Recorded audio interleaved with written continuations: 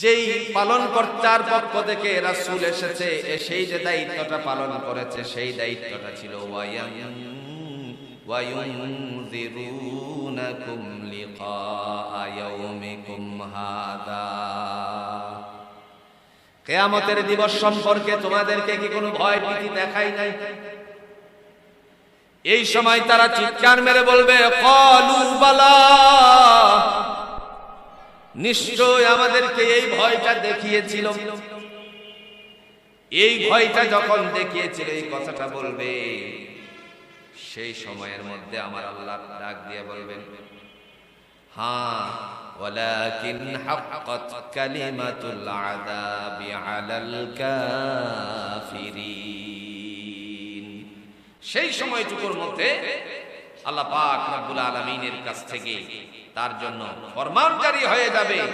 তাকে বলা হবে, তার জন্য শাস্তির হুকুম নির্ধারিত করে দিলাম, বাস্তবায়ন করতে শুরু করো।